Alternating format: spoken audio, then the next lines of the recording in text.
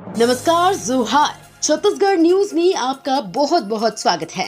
इससे पहले आप न्यूज को कहां से देख रहे हैं, कमेंट में जरूर बताएं। साथ ही चैनल को सब्सक्राइब करना बिल्कुल ना भूलें। लोकसभा चुनाव में शिक्षकों की कमी और गुणवत्तापूर्ण शिक्षा बड़ा मुद्दा। लोकसभा चुनाव से पहले राष्ट्रीय शिक्षा नीति लागू करके राज्य सरकार ने शिक्षा के बदलाव के संकेत तो दिए हैं, मगर शिक्षकों की कमी और गुणवत्तापूर्ण शिक्षा अभी भी बड़ा मुद्दा है। स्थिति ये है कि राज्य में प्री शिक्षा से लेकर उच्च शिक्षा और तकनीकी शिक्षा का सेटअप अभी तक राष्ट्रीय शिक्षा नीति के अनुकूल नहीं हो पाया है। सबसे बड़ी बात तो ये है कि शिक्षक, जो कि शिक्षण संस्थान का बुनियाद है, वो कमजोर पड़ रहे हैं। प्रदेश की 7 सीटों पर टिकी कांग्रेस की नजर। देश में दूसरे चरण का मतदान भी अब खत्म हो चुका है, जिसके बाद अब तीसरे चरण का मतदान 7 मई को है। वहीं छत्तीसगढ़ के 11 लोकसभा सीटों पर 3 चरणों पर मतदान हो रहा है। तीसरे चरण के मतदान से पहले राष्ट्रीय नेताओं का छत्तीसगढ़ दौरान जारी है।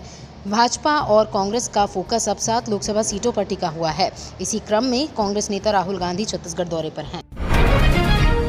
चुनाव के बीच छत्तीसगढ़ सीएम साय ने सीधे जनता से फोन पर की बात, कांग्रेस से किया सावधान।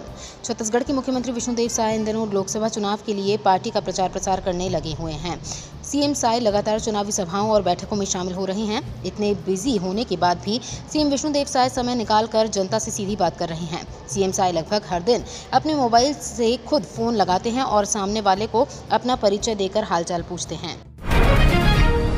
सीएम साय ने कहा, स्तरहीन हथकंडे आजमा रही कांग्रेस। मुख्यमंत्री ने अपने सोशल मीडिया हैंडल एक्स पर लिखा है कि अपनी बुरी हार सामने देखकर कांग्रेस अब कोई भी स्तरहीन हथकंडे अपनाने से बाज नहीं आ रही है। दशकों तक आदिवासियों, अनुसूचित जाति, पिछड़े वर्ग के लोगों को ठगती रहने वाली, वंचित समूहों का शोषण करने वाली कांग्रेस अब फिर से आरक्षण के विरुद्ध दुष्प्रचार कर रही है। गृह मंत्री अमित शाह के भाषण को भी गलत तरीके से एडिट कर वह भ्रांति फैला रही है। 1 मई को आएगी महतारी वंदन योजना की तीसरी किस्त। छत्तीसगढ़ सरकार की महत्वाकांक्षी महतारी वंदन योजना की तीसरी किस्त 1 मई को दी जाएगी। महिला एवं बाल विकास विभाग ने इसकी लिए पूरी तैयारी कर ली है। प्रदेश की 70,12,000 से ज्यादा महिलाओं के खाते में करीब 655 करोड़ रुपए ट्रांसफर किए जाएंगे। मुख्यमंत्री विष्णुदेव साय ने घोषणा की थी कि इस बार महतारी वंदन योजना के पैसे तय समय पर ही आएंगे। राशि का भुगतान हर महीने के पहले सप्ताह में ही किया जाना है। महिलाओं को 8,500 रुपए देगी कांग्रेस। रायपुर में कांग्रेस सांसद राहुल गांधी ने कहा, कांग्रेस पार्टी अब एक नई योजना लाई है जिसका नाम महालक्ष्मी योजना है। देश के गरीब परिवारों की लिस्ट बनेगी। हर परिवार में से एक महिला का नाम चुना जाएगा। उस महिला के अकाउंट में पार्टी साल के 1 लाख रुपए डालने जा रही है। 8,500 रुपए हर महीने की पहली तारीख को हम उनके बैंक अकाउंट में पैसे डालने जा रहे हैं। दुनिया में किसी सरकार ने ऐसा काम नहीं किया है। छत्तीसगढ़ दौरे पर राहुल गांधी। बिलासपुर में राहुल गांधी की हुंकार। छत्तीसगढ़ में दूसरे चरण के मतदान पूरे हो चुके हैं। वहीं इसी बीच लगातार ही लोकसभा चुनाव को लेकर सभी पार्टी के दिग्गज नेता इस दौरान छत्तीसगढ़ के दौरा कर रहे हैं। इसी कड़ी में कांग्रेस नेता राहुल गांधी छत्तीसगढ़ दौरे पर है। राहुल गांधी बिलासपुर स्थित सकरी में लोकसभा चुनाव को लेकर चुनावी सभा में शामिल हुए हैं। इस दौरान राहुल गांधी ने कहा कि हम सब मिलकर संविधान की किताब की रक्षा करने का काम कर रहे हैं। नरेंद्र मोदी हो या दुनिया भर की कोई ताकत इसे खत्म नहीं कर सकती। गरीबों का अधिकार छीनना चाहती है भाजपा। छत्तीसगढ़ के बिलासपुर में केंद्र पर जमकर बरसे राहुल गांधी। कांग्रेस नेता राहुल गांधी ने सोमवार को छत्तीसगढ़ के बिलासपुर में एक सार्वजनिक रैली को संबोधित किया। इस दौरान भाजपा पर जमकर हमला बोला। उन्होंने कहा कि पीएम मोदी पहले 400 पार का नारा दे रहे थे और अब 150 पार भी नहीं बोल रहे हैं। उन्होंने आगे कहा कि जनता समझ गई है कि बीजेपी के लोग 400 पार के नारे की आड़ में संविधान और गरीबों के अधिकार छीनना चाहते हैं।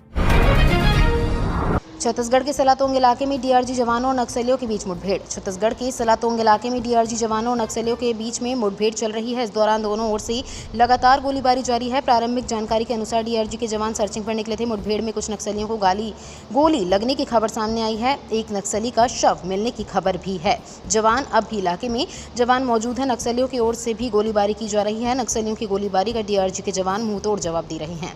एसपी किरण चौहान ने इस मुठभेड़ की पुष्टि की है। छत्तीसगढ़ के इस अस्पताल में मिलेगा एम्स जैसा इलाज, मरीजों के लिए कोड सिस्टम।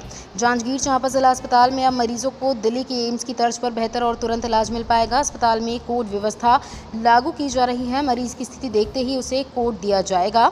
उसी के अनुसार डॉक्टर उसका इलाज शुरू करेंगे। हॉस्पिटल में सीरियस मरीजों को तत्काल और बेहतर इलाज हो, इसके लिए दिल्ली एम्स हॉस्पिटल की तर्ज पर इलाज उपलब्ध होगा। छत्तीसगढ़ में खौफनाक सड़क हादसा, 2 गाड़ियों की टक्कर में 9 लोगों की मौत। छत्तीसगढ़ के बेमेतरा से दर्दनाक खबर सामने आई है। यहां माजदा और पिकअप गाड़ी के बीच भीषण टक्कर हो गई है। इस खौफनाक सड़क हादसे में 9 लोगों की मौके पर ही मौत हो गई। मृतकों में 3 बच्चे, 5 महिलाएं शामिल हैं। गाड़ी में 40 से 50 लोग गाड़ी में सवार थे। जानकारी के मुताबिक पिकअप गाड़ी में सवार सभी लोग समधिन भेंट कार्यक्रम में गए।